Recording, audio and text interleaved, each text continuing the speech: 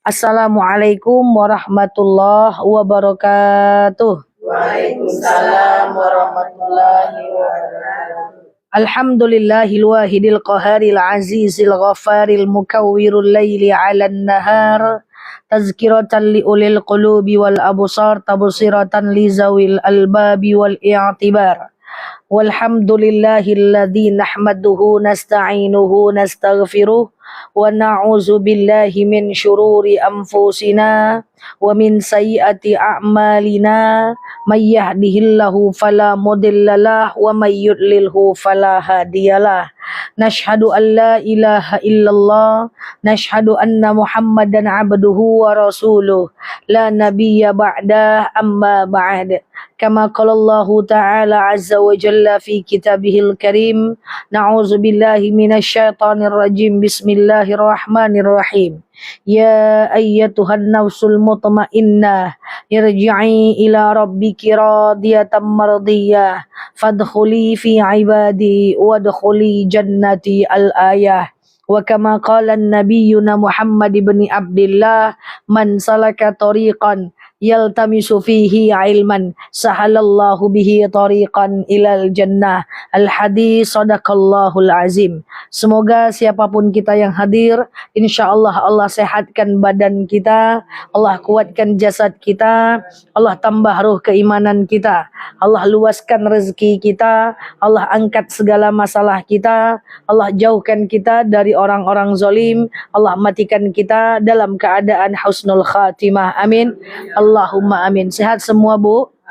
Selanjutnya, innallaha wa malaikatahu yusalluna 'alan nabi ya ayyuhalladzina amanu sallu 'alaihi wa sallimu taslima. Salawat salam kita hadiahkan kepada baginda Rasulullah sallallahu alaihi wasallam dengan lafaz Allahumma salli ala Muhammad wa ala ali Muhammad. Ibu-ibu yang saya sayangi karena Allah, tema kita kayaknya hari ini ala-ala.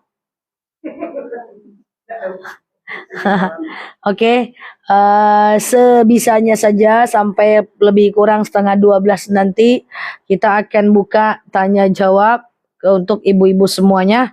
Nanti dari tanya jawab itu nanti akan ada materi dan akan melebar sesuai dengan keinginan ibu-ibu semuanya. Oke, kalau nggak ada pertanyaan kita pulang aja lah. Ini udah kayak anak sekolah duduk rapi, ya Allah. Iya, tafadhol silahkan. Orang tua saya sudah tua. Orang tua ibu sudah tua. Uzur lah. Udah uzur. Sebelumnya dia masih puasa nih. Yang nanya pakai ini aja. Tahun ini sepertinya dia sudah kurang puasanya.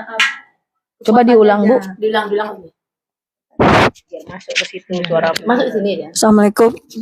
Assalamualaikum warahmatullahi wabarakatuh. Waalaikumsalam warahmatullahi wabarakatuh. Ada yang mau saya tanyakan ini tentang orang tua saya. Orang tua saya itu sudah lanjut usia lah, sekitar 80-an umurnya. Sebelumnya dia masih kuat si puasa, tapi untuk tahun ini sepertinya sudah mulai berkurang gitu kekuatannya. Jadi kemarin dia agak lemas, terus saya sarankan untuk berbuka puasa. Apakah di usia itu masih diwajibkan berpuasa aja, ataupun kalaupun tidak bisa berpuasa, apa harus yang dilakukannya itu kewajibannya gitu aja? Oke, sebelumnya saya mau nanya, masih belum pikun? Belum pikun? Belum. Oke. Jadi begini, orang yang boleh tidak berpuasa itu ada, atau orang yang boleh tidak sholat itu adalah orang, termasuk orang yang boleh membuka aurat adalah orang yang akalnya sudah tidak sempurna, atau bahasa lainnya adalah pikun. Ada orang-orang yang pikunnya itu segaris. Senin dia ingat, Kamis dia lupa.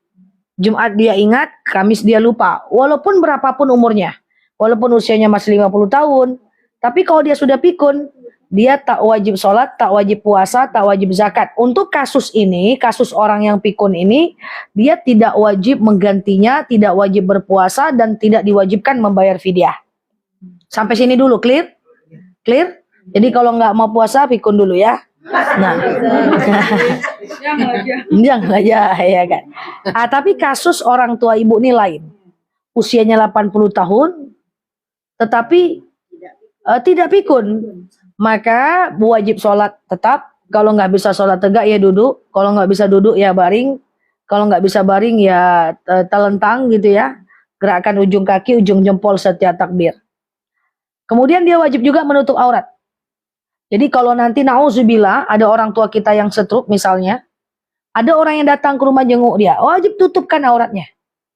Tutupkan jilbabnya. Karena walaupun dia sudah tua, akalnya masih sempurna. Jadi tua itu nggak dihitung dari umur. Tapi tua itu dihitung dari tingkat kesempurnaan akal. Jadi misalnya usianya udah 100 tahun, dia udah terbaring nih. Tapi dia masih bisa ngomong, kata dokter dia masih belum pikun gitu ya. Datang dia ke rumah, datang orang lain yang bukan mahram ke rumah, itu wajib tutupkan auratnya. Jangan dibukakan auratnya. Dan orang yang seperti itu juga wajib berpuasa. Nah, kasus orang tua ibu adalah 80 tahun, belum pikun, akal sempurna, tapi fisik sudah lemah. Maka kondisi seperti itu termasuk dalam dalil wa 'alal ladzina yutiqunahu fafidyatun ta'amu miskin. Orang yang sudah sakit dan tidak mungkin menggantinya karena dia sudah lemah. Kapan dia mau ganti? Nanti dia bisa ganti. Dia boleh tidak berpuasa sekarang karena dia lemah kan? Sakit, dikhawatirkan nanti nyawanya jadi nggak menjaga nyawa. Hifzun nafs, menjaga nyawa itu kan wajib. Nanti dia kita paksa ganti setelah Syawal. Juga belum tentu bisa. Karena makin lama dia makin lemah. Maka dia boleh membayar fidyah. Nah, bagaimana cara membayar fidyah? Memberi makan satu orang fakir miskin selama 1 hari untuk mengganti 1 hari puasa.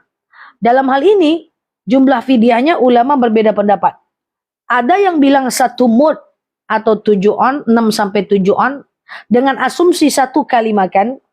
Ada yang bilang 2 mud, 1,4 kilogram beras, dengan asumsi 1 hari makan. Nah, maka saya selalu merekomendasikan asumsi 1 hari makan. Ya, sebanyak 2 mud, 1,4 kilogram beras itu, ibu bisa kalikan berapa dia banyak tidak berpuasa. 1,4 kilogram beras kali 30 hari. Berapa harga 1,4 kilogram beras? Katakanlah misalnya 30.000 kali 30 hari. Berarti 900.000. Fidyah ini boleh dalam bentuk beras, boleh dalam bentuk uang. Tapi kalau dia dalam bentuk uang dibolehkan, kasihnya ke siapa? Ke fakir atau miskin atau du'afa. Siapa dia? Fakir, orang tidak bekerja. Miskin bekerja tapi nggak cukup uangnya. Apakah fidyah itu harus dilafazkan? Tidak. Cukup dibilang ini ada rezeki buat kamu. Apakah fidyah itu harus dibayar langsung di hari yang sama? Misalnya 30.000, setiap hari keluarkan uang 30.000. Setiap hari keluarkan 30.000. Setiap Ramadan, ini misalnya hari ini nggak puasa, keluarkan 30.000.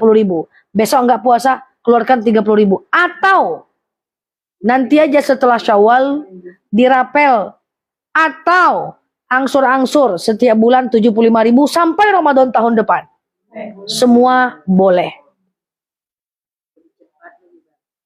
Lebih cepat lebih baik. Kemudian, apakah fidyah ini boleh diwakilkan?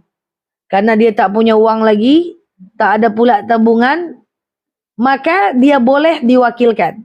Dia boleh diwakilkan. Ya, dengan cara anaknya yang membayarkannya. Boleh, enggak jadi masalah. Bayarnya dengan puasa dengan uang. Fidyah. Iya. Ini ceritanya, Ganti puasanya. ya ceritanya dia nggak sanggup lagi ganti puasa. Maka dia boleh membayar fidyah. Tak ada dia uang, boleh anaknya yang menggantinya. Silahkan aja, nggak jadi masalah. It's okay, no problemo. Terserah mau anaknya yang membayarkan fidyah dia sebagai bentuk sedekah. Laki-laki atau perempuan, itu terserah aja. Clear? Pemberian fidyah itu bagusnya untuk 1 orang aja atau 2 orang atau 3 orang atau gitu lah. Misalnya kan dibagi gitu lah. Bagusnya gimana? Iya. Oke. Fidyah apakah ke 1 orang atau ke 2 orang atau ke banyak orang? Katakan tadi 1 hari makan 30.000. Ini pura-puranya. Berarti 900.000. Terserah mau ke 1 orang, 2 orang atau ke banyak orang. Terserah. Yang penting make sure orangnya adalah fakir miskin. Boleh ke adik kandung kalau dia fakir, boleh. Boleh ke sepupu kalau dia fakir, boleh. Fakir orang yang tidak bekerja, miskin bekerja tapi nggak cukup uangnya. Seperti itu. Silakan. Waalaikumsalam warahmatullahi wabarakatuh. Ini menurut pengalaman saya, Ustazah. Ada berapa kali tiap saya siap sholat Isya, saya mengucapkan salam, dan itu terbayanglah wajah ayah saya. Jadi waktu itu langsunglah netes air mata saya itu terbayang kali. Sekali di Masjid Istiqomah. Sekali lagi waktu saya di Mekah. Waktu Isya juga tuh. Jadi yang saya tanyakan sama Ustazah, pertanda apa itu Ustazah? Yang karena saya sering terbayang wajah ayah saya tuh. Ayah saya udah meninggal gitu. Assalamualaikum warahmatullahi wabarakatuh. Baik, terima kasih. Ustazah, saya lagi sholat nih. Salam kanan, salam kiri. Terbayanglah wajah dari almarhum ayah saya. Udah 2 kali saya menangis. Karena terbayang. Pertanda apa itu Ustazah? Kalau ditanya tanda apa, wallahu a'lam bishawab. Hanya Allah yang tahu. Mungkin ibu kangen aja, mungkin karena ibu rindu aja. Tapi yuk kita arahkan ini kepada apa yang harus saya lakukan Ustazah. Nah, kan gitu ya. Nah, karena yang ini yang paling penting. Assalamualaikum warahmatullahi wabarakatuh. Assalamualaikum warahmatullahi. Saya harus ngapain nih Ustazah, kan gitu ya. Nah, yang pertama kita kaji hukumnya dulu. Bahwa menangis saat sholat, berarti kan ibu menangis saat sholat, itu tidak ada masalah. Mau ibu terbayang sebelum salam, atau ibu terbayang saat ruku, atau ibu terbayang saat sujud, nangis-nangis aja. Nggak perlu ditahan, is okay, nggak ada masalah. Tapi itu bagaimana? Nah, itu muncul, kenapa kita ingat orang tua kita? Bisa jadi sinyal dari Allah agar kita mendoakannya. Bisa jadi memang lagi tiba-tiba muncul perasaan bersalah. Bisa-bisa tiba-tiba lagi kangen aja sama dia. Nah, dalam kondisi seperti ini, kita harus ngapain? Oke? Nah, ada banyak hal yang bisa kita lakukan untuk orang tua kita yang telah meninggal. Saya yakin banget, kalau kita fokus dengan hal ini, sedih kita akan berkurang. Karena kadang-kadang, kenapa kita sedih kalau orang tua kita meninggal? Karena kita nggak tahu mau berbuat apa. Sementara waktu mereka hidup, kita nggak bisa berbuat banyak. Tapi bisa kok berbakti kepada mereka saat mereka sudah meninggal dunia. Pertama, adalah boleh kirimkan Quran sampai hatam buat mereka. Ya, seperti yang kemarin kita bahas, dibaca 2 lembar subuh, 2 lembar zuhur, 2 lembar maghrib, 2 lembar asar, 2 lembar isya. Nanti kita doa, ya Allah, saya kirimkan bacaan Quran. Dengan baca Quran ini, lapanglah kuburan makku, ringan sisa kubur orang tuaku, berhenti malaikat menyiksanya. Yang kedua apa kemarin?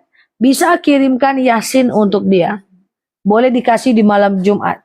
Yang ketiga, boleh kirimkan Al-Fatihah untuk dia setiap habis sholat. Yang keempat, setiap berbuat baik, doakan pahalanya untuk dia. Wasilah. Ya Allah, saya sedekah. Dengan sedekah ini lapanglah kuburan orang tua saya, berhenti malaikat menyiksanya, ringanlah sisa kuburnya. Kemudian boleh ziarah ke makamnya kalau kita mampu. Ya, kalau kita bisa. Tinggal berwudu, lalu kemudian pakai baju yang tidak mencolok, kemudian masuk ke dalam lingkungan kuburan. Assalamualaikum ya ahlil kubur. Lalu kemudian kita bersihkan kuburannya, siram pakai air putih, dan pada akhirnya kita mendoakan dia. Biasanya akan berkurang. Tapi yang mesti kita lakukan, kalau kita mimpi orang tua, atau kita teringat orang tua saat sholat, coba pikirannya positif aja. Oke, ada rezeki untuk mengingatnya. Dinikmati aja kesedihan itu. Jangan dibawa, oh kok kayak gini ya, kok kayak gini ya, kok berarti aku ada salah, jangan. tetap jaga, kalau bahasa kampung saya, positive vibration. Tetap berada dalam sinyal-sinyal yang positif. Apapun yang terjadi pada diri kita. Oh, kita teringat orang tua kita. Oh ya udah, berarti itu tandanya kita kangen aja nih sama dia, iya kan?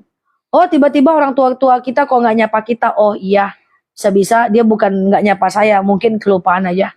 Tiba-tiba anak kok nggak nelpon ya? Ini HP ku rusak atau anak nggak nelpon gitu ya? Oh ya udah, mungkin anaknya lagi sibuk aja. Nah, karena kita nggak bisa merubah keadaan, yang kita bisa ubah hanya cara pandang kita terhadap keadaan yang terjadi pada diri kita. Seperti itu. Oke, Bu ya? Nah. Tafadhol.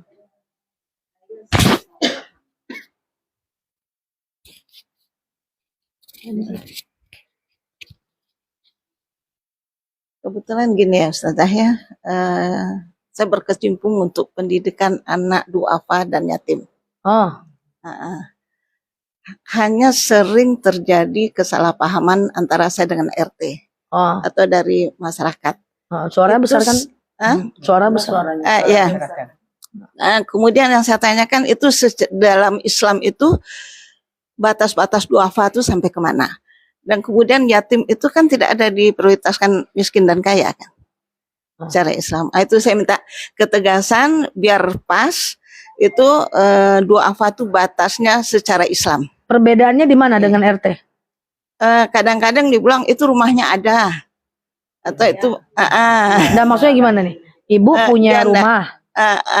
Jadi saya urus gitu kan, itu anak ini duafa karena saya bisa punya fasilitas untuk masukkan duafa ke Ibu sekolah. punya rumah, lalu ada anak fakir miskin dan duafa di rumah ibu gitu. Enggak, bukan. Gimana? Saya gini, jadi orang yang bisa saya jangkau gitu, kalau dia duafa atau yatim, saya punya fasilitas untuk masukkan sekolah ke beberapa sekolah.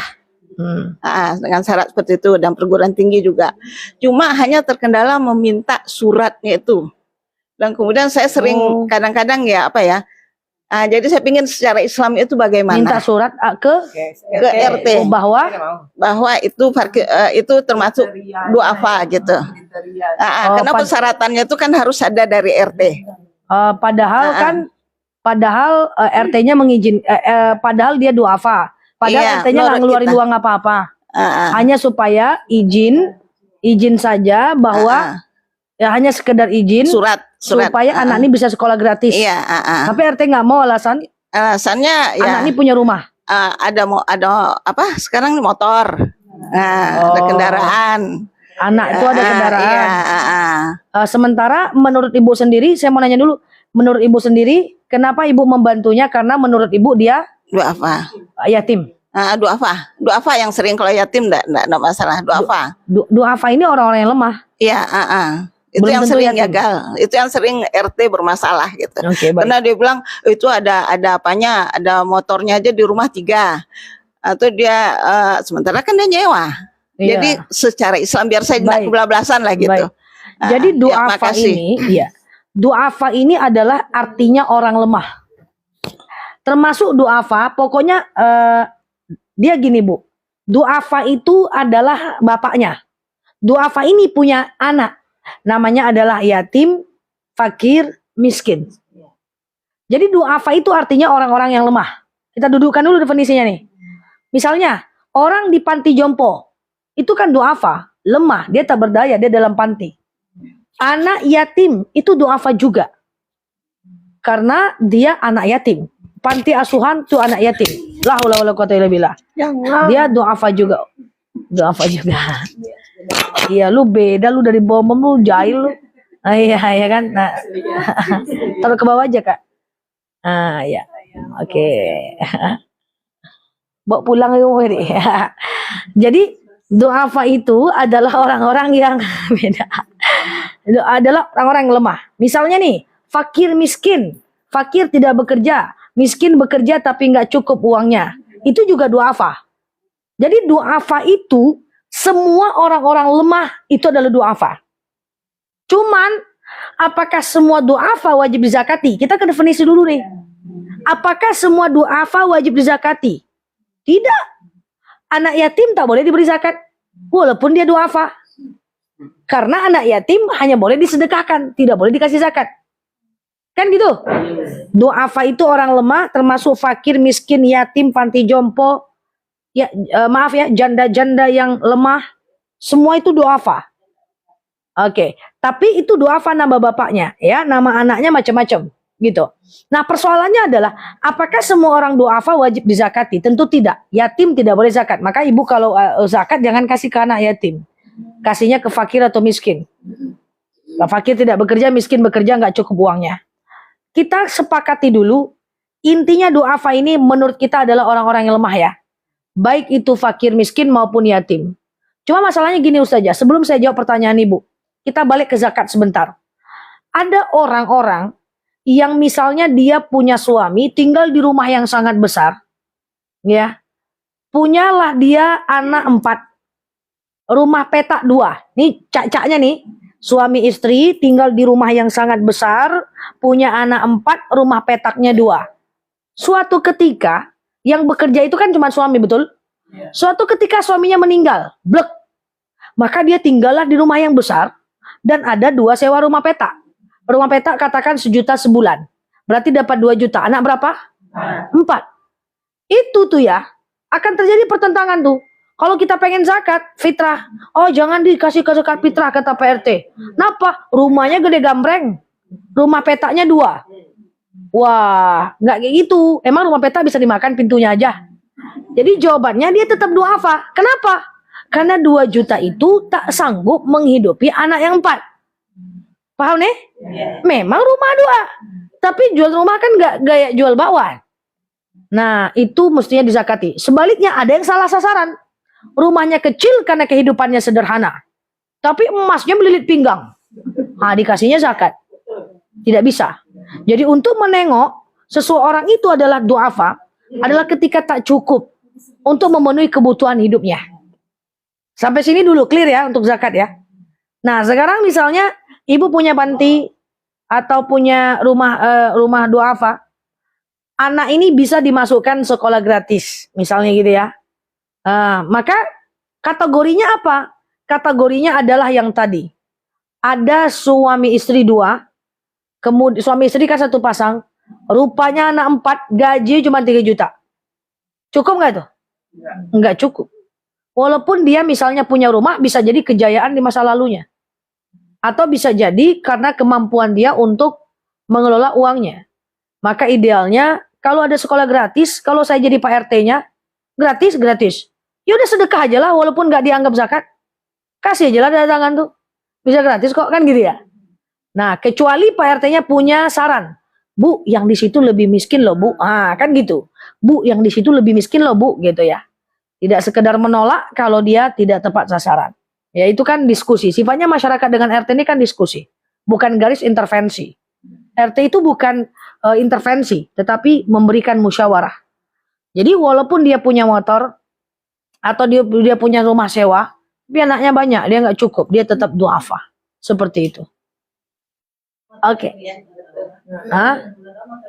Betul. Iya, mana tahu dia untuk untuk ini ya, itulah GOJEK ya kan, GOJEK.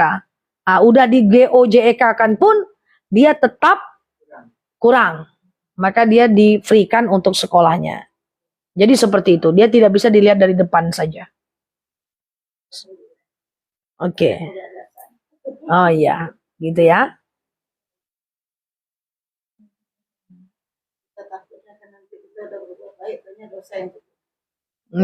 Oh, enggak lah. Kalaupun ibu salah sasaran, orang kaya yang ibu sekolahkan gratis, memfasilitasi, enggak berdosa lah.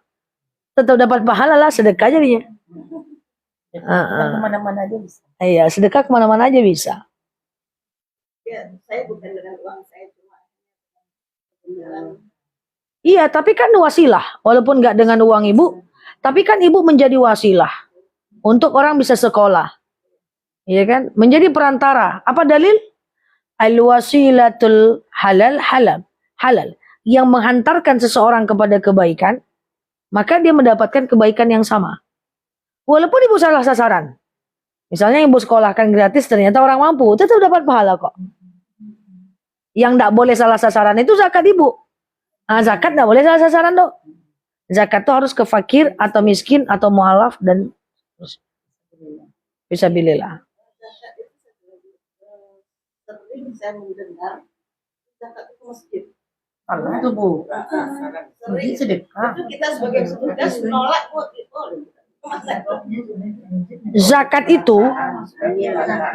Zakat itu boleh kita serahkan ke masjid, tapi dipastikan masjid itu menyerahkan kepada orang fakir dan miskin. Oh, untuk pembangunan masjid nggak boleh zakat. Semua zakat hanya boleh untuk manusia hidup. Ayo Bu, di masjid kan sering kita dengar ya. Ayo ibu-ibu, kita kumpulkan zakat kita untuk AC masjid gitu ya. Kita kumpulkan zakat kita untuk kita belikan karpet masjid. Nah itu nggak bisa. Itu namanya infak wakaf. Kecuali yuk Bu, kita kumpulkan uang zakat ke masjid, nanti akan kami serahkan kepada orang yang berhak menerimanya. Itu baru cucok mantap. Ya.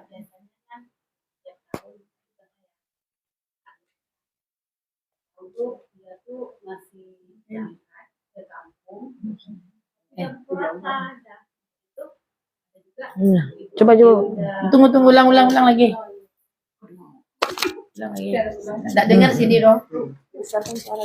Besarkan suaranya.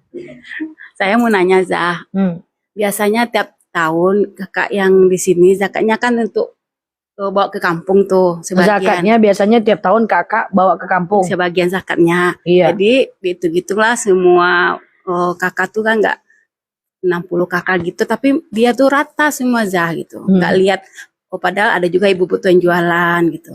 Apa Zah? Bukan salah sasaran gitu Zah. Ibu rata semua gitu. Enggak paham saya gimana? Ada seseorang ngeluarkan zakat, katakan zakatnya 6 juta. Enggak 60 warga gitu. Ya katakanlah dia zakatnya katakan 6 juta. Dia mau bagi sembako 100.000. Kayak gitu kan? Gitu kan? Kasih bako dia. Berupa uang Zah. 60 kakak. Ya. 60 kakak. 60 kakak. Ya pura-puranya zakatnya itu 6 juta. Jadi dia inisiatif, ku kasihlah 100.000 satu kakak. Iya kan? Dikasihnya lah 60 kakak. Niatnya zakat. Tanpa memperhatikan mana fakir, mana tidak fakir. Pokoknya masyarakat dibaginya aja 60 kakak. Salah. Kalau zakat harus di make sure itu orang miskin. Harus dipastikan tuh orang miskin. Baik dalam bentuk sembako, kalau 6 juta, 100.000 satu kakak mungkin bisa dibelikan beras 5 kilo, kemudian minyak 2 liter. Itu kan 100.000 tuh, lebih kurang tuh, 106.000. Kali, terus 6.000, tahu kan harganya kan? Sekali setahun tahu harganya, sekali 6 bulan tahu harganya. Jadi 5 kilo beras dengan 2 liter minyak, itu kalau dijadikan sembako, 106.000 atau 107.000 sekarang gitu ya. Nah, dibaginya lah 60 kakak. Dia mau bentuknya misalnya sembako atau bentuknya uang doang. Itu harus dipastikan itu bahwa yang nerima tuh orang fakir miskin karena dia zakat konsepnya itu. Ya, kecuali dia sedekah baru dia pukul rata mau dikasihnya siapa nggak masalah. Jadi bilang sama kakaknya lain kali seperti itu. Kalaupun dia mau titip uang zakat itu kepada orang lain, pastikan orang lain udah melis nama-nama orang yang berhak menerima zakat dia.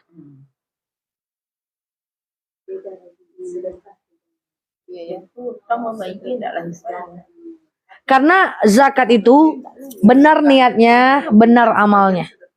Ya, jadi nggak bisa kita niatnya zakat, orangnya nggak tepat. Beda dengan sedekah. Sedekah kasih makanan kucing sedekah, ngasih orang non muslim juga sedekah, ya, ngasih orang kaya juga sedekah, hadiah juga sedekah, gitu. Oke? Iya.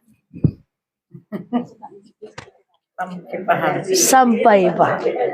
Gimana Bu? Kehidupan sehari-hari.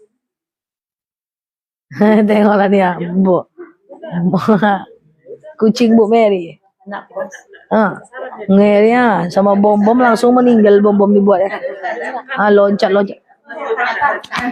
Jumat berkah.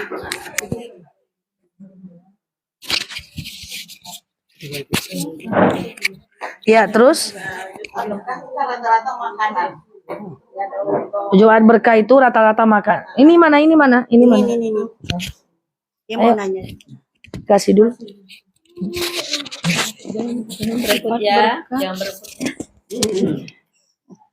Ya gimana? Tambah lagi mengenai Jumat berkah Ustazah, itu rata-rata kan mereka ngasih makanan. Ya. Jadi satu orang kadang-kadang bisa 4 makanannya. Dan dia dia bekerja. Iya. Nanti pulangnya udah sore atau udah siang. Sementara itu kan kurang. Bagaimana yang tepatnya Oke. untuk Jumat berkah itu? Oke. Makasih. Oke. Itu beda. Jumat berkah beda dengan zakat. Kalau zakat macam tadi harus tepat. Kalau sedekah beda, Bu. Ini Jumat berkah yang mau, kalau sedekah itu beda, Bu. Apa itu sedekah? Gitu dulu deh. Definisinya dulu karena definisi itu penting. Sedekah itu adalah memberikan sesuatu kepada makhluk Allah yang lain dengan niat karena Allah. Apapun yang menyenangkan hatinya selagi tidak melanggar syariat, itu sedekah. Saya ulang ya. Memberikan sesuatu kepada makhluk Allah yang lain dengan tujuan menyenangkan hatinya dengan niat karena Allah. Tapi tidak boleh melanggar syariat. Maka apapun yang menyenangkan hati orang itu sedekah. Mendengarkan curhat orang sedekah. Senyum sedekah. Ngasih makan kucing sedekah. Ngasih non muslim sedekah. Ngasih orang kaya sedekah. Bentuknya terserah. Mau bentuknya senyuman. Mau bentuknya adalah tatapan mata yang bikin orang senang. Mau bentuknya adalah mendengarkan curhat orang. Mau bentuknya adalah memberikan uang kepada orang. Mau bentuknya adalah mentraktir orang. Almost itu adalah sedekah. Nah, sekarang balik kita kepada sedekah Jumat. Sedekah Jumat itu adalah bagian dari sedekah yang kita itu ingin memberikan makan kepada orang. Apakah harus orang yang lemah saja? Tentu tidak. Boleh siapapun yang lewat. Boleh orang yang tidak tepat sasaran. Boleh dia mu'alaf yang kasih. Boleh ya kita kasih kepada orang yang non muslim. Bahkan orang yang gak sholat. Apapun yang menyenangkan hati orang. Dengan syarat tidak melanggar syariat. Kalau melanggar syariat gak bisa. Saya nyuri. Saya sedekah ke orang. Tertolak amalnya. Saya korupsi. Saya sedekah ke orang. Melanggar syariat. Itu gak boleh. Itu namanya adalah niat benar, cara salah. Apapun yang menyenangkan hati orang. Itu bagian dari sedekah. Beda. Kalau sedekah subuh atau sedekah sembako, terserah diberikan kepada siapapun dengan niat menyenangkan hati orang lain. Apapun yang menyenangkan, lakukan saja. Oke? Silakan. Zah, Assalamualaikum warahmatullahi wabarakatuh. Mau nanya Zah, kategori pikun tuh yang kayak mana gitu? Kadang masih muda, kita ngomong lama berpikir ya. Gimana tuh Zah? Saya sebetulnya mau ngomong kakak saya sendiri. Kadang selama dia berpikir, karena dia setiap hari sibuk sama cucunya, ngasuh cucu. Kasihan saya lihatnya kadang. Saya ngomong, apa nih? Lama dia berpikir. Masih 63 umur. Karena anaknya kerja, suaminya kerja. Jadi rumah sibuk sama cucu aja. Ngantar sekolah juga suaminya. Baik. Gitu. Kasih, Apa kategori pikun? Pikun itu bukan berarti setiap orang yang gak fokus adalah pikun.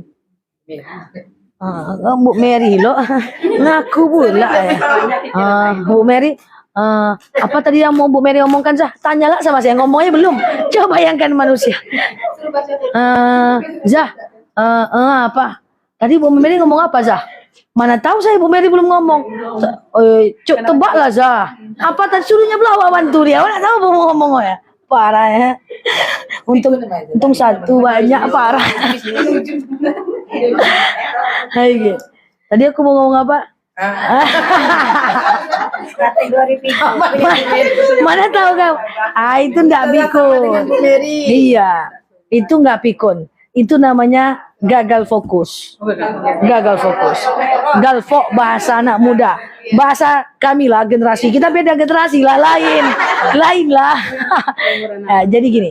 Kadang-kadang orang itu banyak tugas, banyak kerjaan, atau dia banyak distraksi. Distraksi itu gangguan. Misalnya suaminya lagi bermasalah, anaknya lagi tinggal kelas, ya kehidupan sulit, sehingga otaknya ini terlalu rame. Isi kepalanya terlalu rame. Sehingga kalau kita ngomong loadingnya lama. Itu tidak pikun. Pikun tuh yang gini.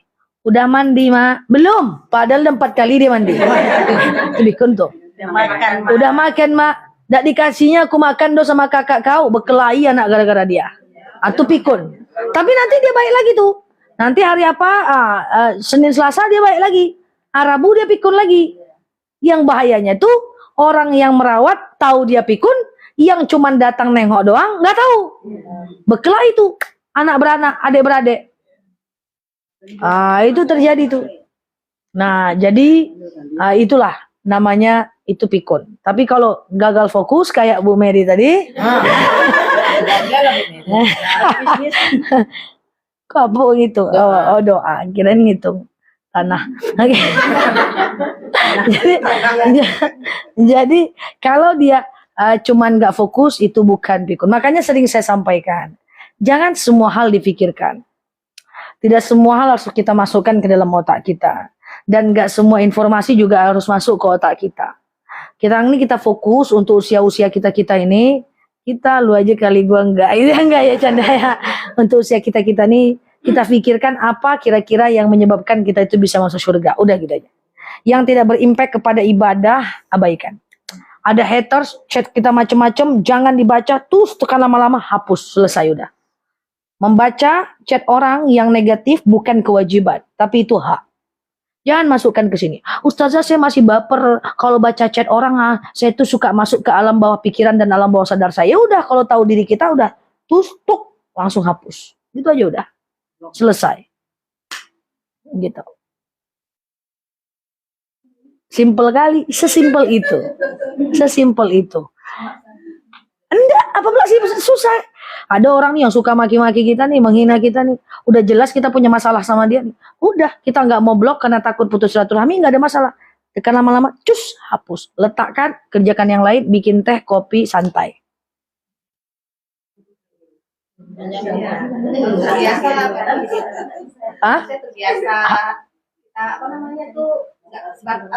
Baper apa?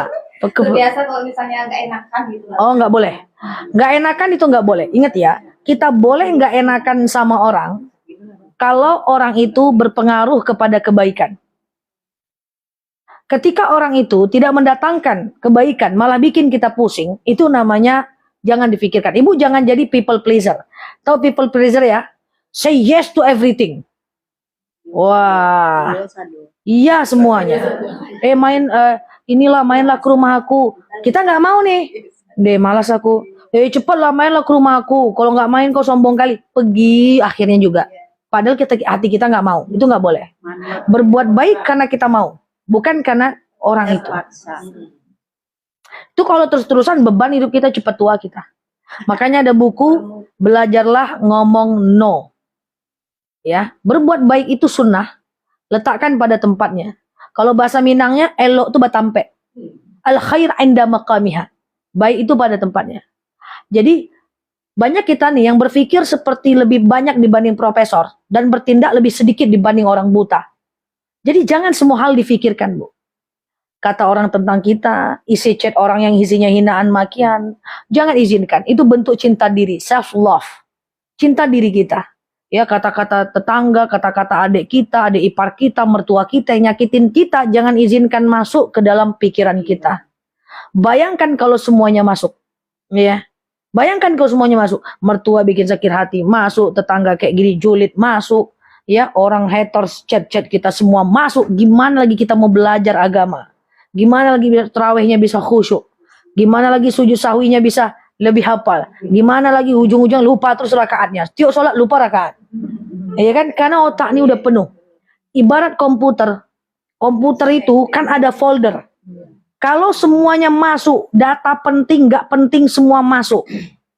Bingung udah yang mana penting, mana nggak penting, ujungnya hang komputernya. Otak kita kayak hard disk. Semua masuk, gosip artis masuk, kucing beranak 10 masuk, Ria Ricis masuk, tak ada urusan kita masuk aja semua. Ya, orang julid masuk, ya orang curhat masuk semua. Aduh, itu tidak cinta diri namanya. Ya, kata orang tentang kita masuk, keluarkan. Keluarkan dari pikiran kita. Harus dilatih. Harus dilatih. Misalnya nih ya, cara paling gampang. Misalnya ibu nih cerita saya. Ustazah. Itu ada yang bilang ustazah begini. Oke, kira-kira saya begitu nggak? Enggak, ya udah. Jangan ceritakan ke saya.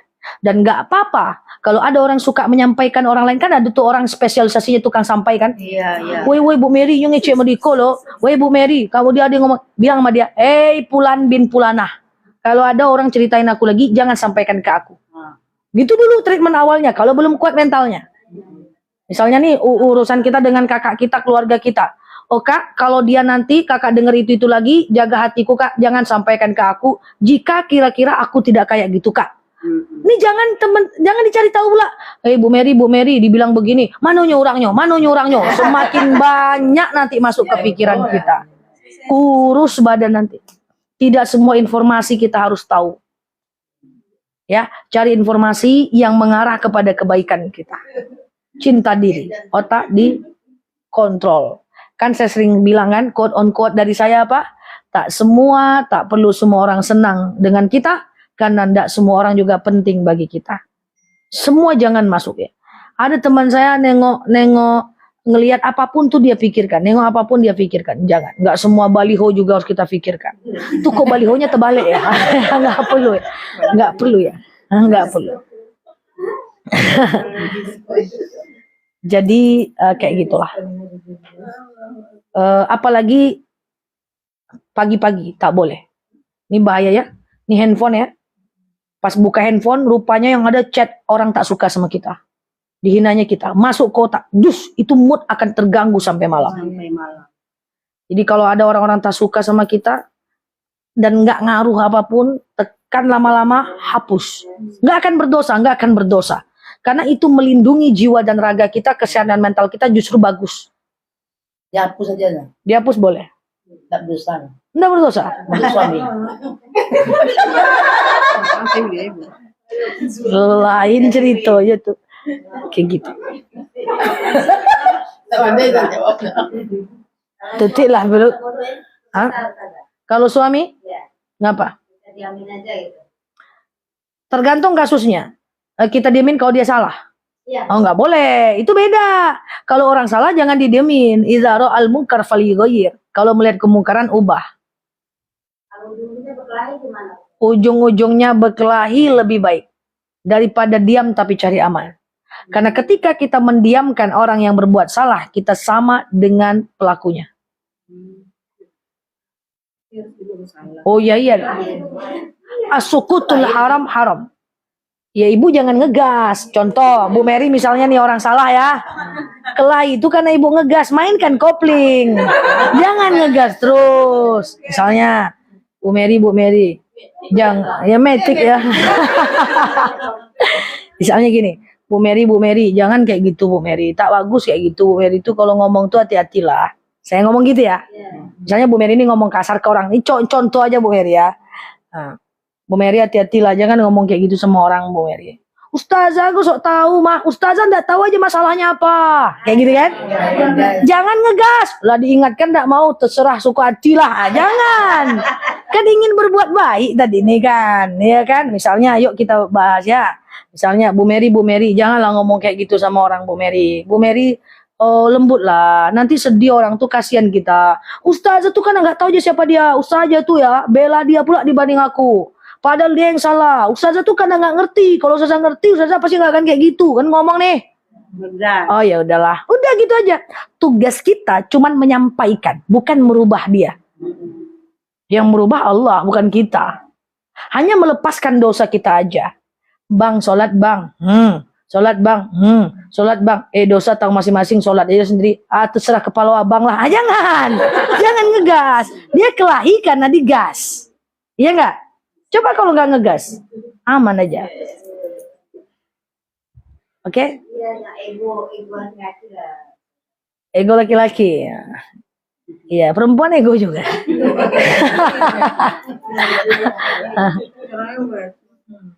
Iya betul.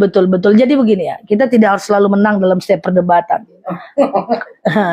Kita juga tidak harus menang dalam setiap perdebatan dan tidak harus selalu benar dalam setiap diskusi. Juga jangan terlalu bangga ketika ada orang yang kita gas kemudian dia takut. Kan ada orang gini ya, Nel, aku gas temanku, takut dia, alhamdulillah. Lah. Kok kita marah, kita merasa hebat? Jangan. Mengalah itu tanda kita beriman, bukan tanda kita itu tidak benar. Oke? Gitu. Ulang lagi tanya aja. Apa lagi? Mama ada chat tadi masuk ya kan? Ya.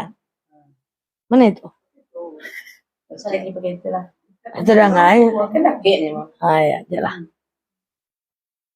Jadi kalau suami berdosa kita menghapus. Saya ingin tahu ya. Ketika hubungan dengan suami itu kira-kira nih kita buka sekali isinya cacian, maaf ya, buka 2 kali isinya makian, nggak ada isinya transparan. Ini contoh ya kan? Kan ada masa-masa di mana lagi hot hektik ya, masalah kacau gitu ya. Buka makian, buka 2 kali makian, hati deg-degan, duk. Kemudian yang ketiga itu biasanya tetap makian. Kan bisa dilihat tuh, shoot, oh ini makian lagi nih. Tekan lama-lama hapus. Bahaya kalau ibu selalu baca. Nanti ibu melawan lagi. Terus dia melawan lagi. Ibu melawan lagi, dia melawan lagi. Bayangkan setiap energi yang ibu keluarkan membalas. Hati berdetak-detak, jari berdetak-detak, kerjaan nggak selesai, yang ada cuman dosa, nggak juga bisa menenangkan kita. Diam adalah bagian dari jawaban. Oke? Coba bayangkan ibu berkelahi sama orang pakai chat, coba apa weh? Oh ini sakit hati ibu. Enggak juga ada gunanya. Ya kalau dia berubah, yang ada dia melawan lagi. Ujung-ujungnya tak termasak nasi. Sendiri. Iya. Cinta diri, self love. Jangan lakukan itu untuk orang.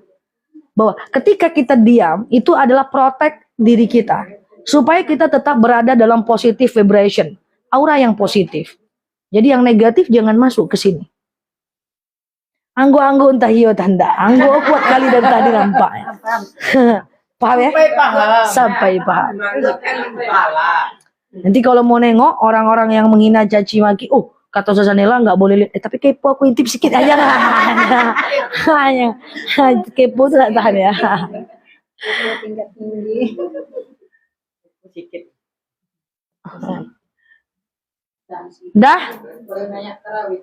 Boleh terawih. Setengah 12. Paling baik dan baik mana kita yang ke masjid atau di rumah? Soalnya ngajarin anak juga. Baik.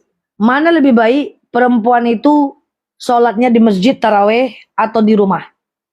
Ada 2 dalil yang berbenturan, saya akan jelaskan dan mencari titik temunya. Dalil yang pertama diriwayatkan oleh Imam Abu Daud, dijelaskan bahwa masjidnya wanita adalah dalam rumahnya. Tapi tunggu dulu, belum selesai. Tapi ada dalil yang berseberangan dengan itu. Rasul pernah bersabda, "Idza sta'zana nisa'ukum fil lail ilal masjid fa'dzu lahunna." Jika istri kalian meminta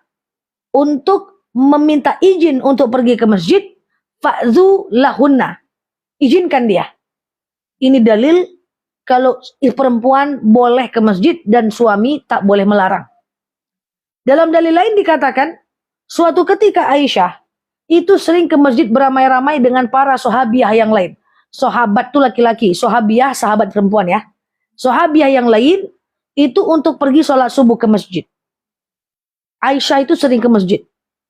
Jadi kalau lebih baik mana? Sholat tarawihnya di rumah atau di masjid? Untuk kondisi sekarang, situasi aman, tentu lebih banyak manfaatnya kalau ke masjid. Tapi tunggu dulu, belum selesai. Di masjid, salah bacaan kita, ada imam yang menggantinya. Di masjid, terkantuk-kantuk kita, ada imam yang menggantinya. Di masjid, ada silaturahmi. Di masjid, ada tausiah. Di masjid, bisa iktikaf. Clear? Sampai sini? Nah, tapi kalau di masjid ada hijab, tapi kalau di masjid ada 7 mantan kita di sana. Di masjid orangnya pada julid-julid semua. Jadi kalau ke masjid itu gosip. Di masjid kawan-kawan jemaahnya negatif. Maka tentu lebih baik di rumah. Cuman kalau sholat di rumah catatannya terlalu banyak. Tarawih di rumah.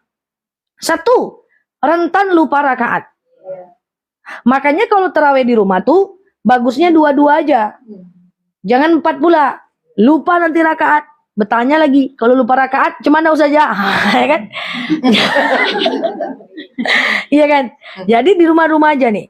Sengaja aku sholat tarawih 2 rakaat sunnah atas subhanallah. Sengaja aku sholat tarawih 2 rakaat sunnah atas subhanallah. Sengaja aku sholat tarawih sunnah 2 rakaat sunnah atas subhanallah.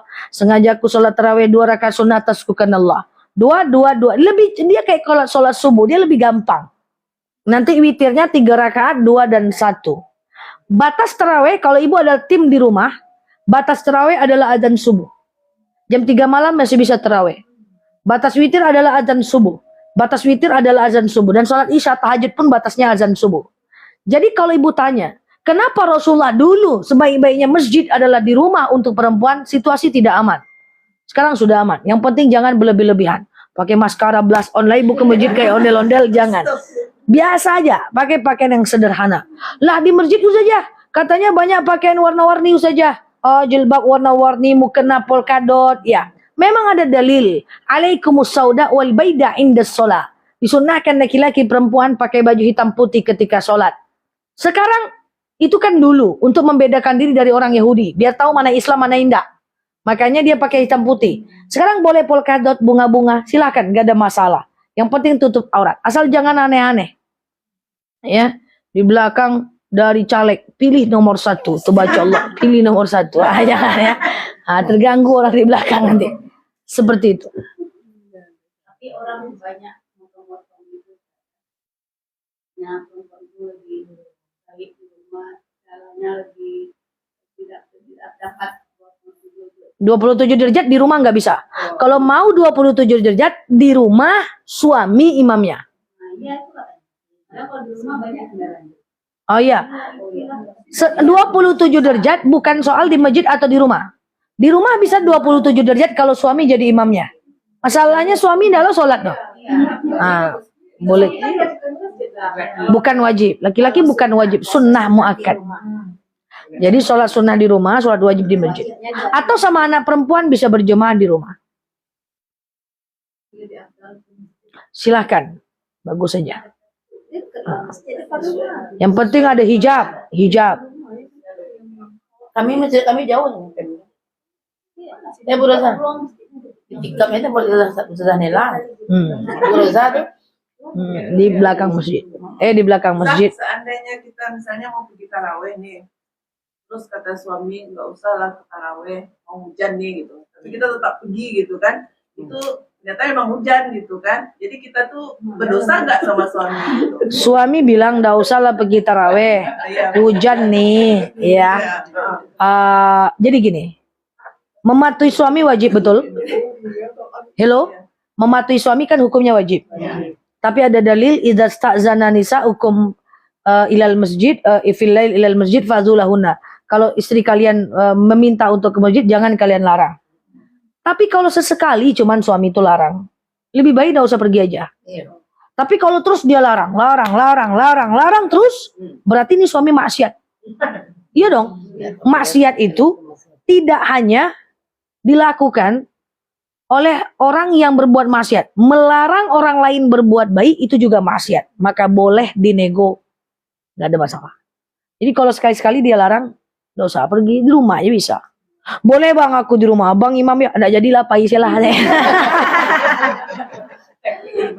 Aku jadi imam ya.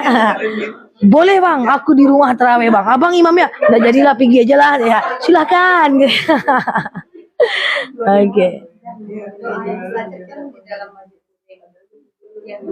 Dalam majelis. Jadi itu doanya kita pribadi atau gimana caranya gitu?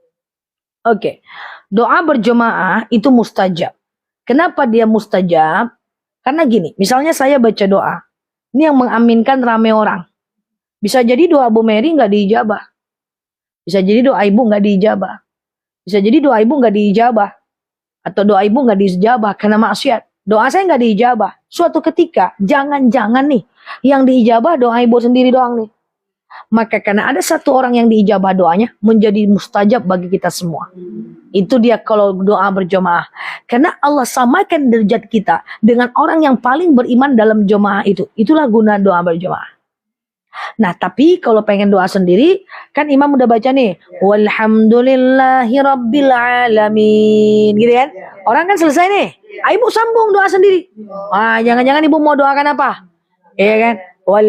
Subhana rabbika rabbil izzati amma yasifun, salamun alal mursalin, walhamdulillahi rabbil alamin. Tetap bertahan. Doa terus.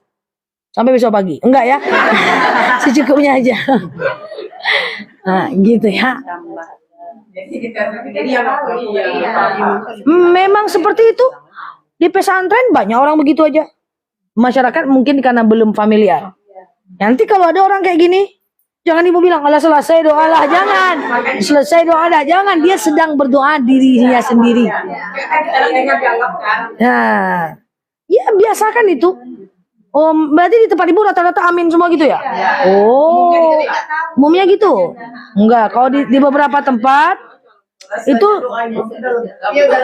oh ya, tapi kan ngambang. Doa imam lengkap kan ngambang. Ya walhamdulillahi rabbil alamin. Ibu jangan amin dulu, langsung doa sendiri. Tahan amin. Amin jangan ditahan-tahan. Kasihan ibu PHP dia digantung tak batali. Jadi tetap gini ya. Doalah ibu. Apa doa ibu? Orang salam-salaman ibu doa aja. Orang sholat ibu doa aja. Baru nanti ibu selesai, baru ibu rawatib apalah gitu. Ya jangan tahan amin, kasihan. Kita mau berdoa lagi. Oke, udah terlanjur amin, doa lagi boleh, nggak ada masalah. Nggak berjemaah itu doa sendiri namanya. Kadang-kadang ada keinginan ibu nggak sesuai dengan tidak sinkron dengan imam, ya kan? Pakai senisi aja lah. Apa ibu mau doa seperti itu? Zah, kadang sholat tarawih ini ada yang imamnya agak kilat khusus gitu, Zah. Iya. Kayak ayam gitu kan. Dia belum apa-apa, kita baru asyhadu alla ilaha illallah, dia udah assalamualaikum gitu kan. Jadi kita sebaiknya gimana nih, Zah? Tayat kita tuh harus sholat berjemaah. Oke, ya. Coba dengar baik. Imam baca iftitah, makmum baca iftitah. Kan gitu kan ya? Imam baca Al-Fatihah, makmum dengar diam. Imam baca ayat pendek, makmum baca Al-Fatihah. Kan gitu kan? Imam selesai ayat pendek, makmum belum selesai Al-Fatihah, makmum dengar. Imam selesai ayat pendek, makmum belum selesai Al-Fatihah, makmum ikut imam. Jangan laju ke Al-Fatihahnya, nanti imam yang menggantinya. Imam belum selesai ayat pendek, makmum selesai Al-Fatihah, makmum dengar diam ayat pendeknya ini. Nah, kemudian ruku. Allahu Akbar. Subhana rabbiyal azimi wa bihamdi, kata imam. Waktu imam nih ruku, cepat kali dia macam rudal. Iya kan? Baru kita satu kali. Subhana rabbiyal azimi wa bihamdi. Allahu Akbar kata. Atau atahiyatul baru asyhadu alla ilaha illallah wa asyhadu anna Muhammad. Imamnya udah Assalamualaikum warahmatullah. Assalamualaikum warahmatullah. Maka jawabannya adalah ikut imam. Jangan diakhirkan imam, jangan selesaikan, ikut imam. Makanya idealnya wahai para imam, sholat itu kan pakai tumak ninah. Waladhdallin, amin. Setelah baca ayat pendek, Allahu Akbar, ruku. Diam kejap dulu. Subhana rabbil azimi wa bihamdi, subhana rabbil azimi wa bihamdi, subhana rabbil azimi wa bihamdi. Diam. Baru Allahu Akbar. Tumak ninah nih kalau hilang enggak boleh. Tumak ninah itu rukun sholat. Kalau nggak pakai tumak ninah, sholatnya tidak sah. Ayat pendek hilang nggak apa-apa. Iftitah hilang nggak apa-apa. Iftitah dan ayat pendek itu tidak sunnah. Tidak wajib. Tapi tumak ninah wajib. Oke? Lah. Baik. Meninggal semua. Oke, kita akhiri dengan doa. Semoga bermanfaat ibu-ibu ya. Allah alam bisawab ala hazin niyah al-fatihah.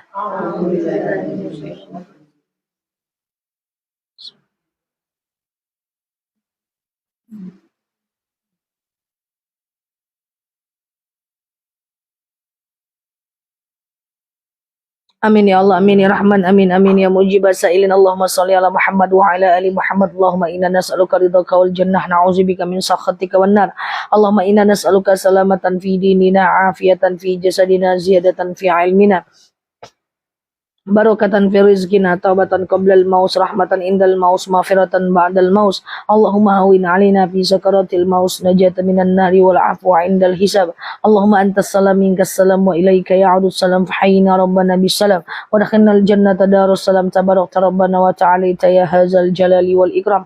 Allahumma inna na'udzubika minal hammi wal hazan, na'udzubika minal ajzi wal kasal, na'udzubika minal jubni wal bukhli, na'udzubika min ghalabatid dini wa qahar rijal. Allahumma yassir alaina umurana wa la tu'assir alaina umurana ya rabbal alamin. Allahumma in kana rizquna fis sama' fa anzilhu, wa in kana rizquna fil ardi fa akhrijhu, wa in kana rizquna ba'idan fa qaribhu, wa in kana rizquna haraman fa tahhirhu, wa in kana qalilan fa kassirhu ya rabbal alamin. Allahumma yassir alaina umurana wa la tu'assir alaina umurana ya rabbal alamin. Allahumma khususan ila arwahi ummina Hajjah Maidar, Hajjah Zainab, Hajjah Darsima, Haji Zaili, wa ila abina Haji Iskandar, wa ila abina Haji Pansin, wa ila Boyo. Allahumma fillahum warhamhum wa'afi wa'fu anhum wa akrim nuzulahum wa wasi'a madkhalahum wa silhum bil ma'i wa salji wal bara wa nakhi minal khataya kama yunakka sabul abyadu minad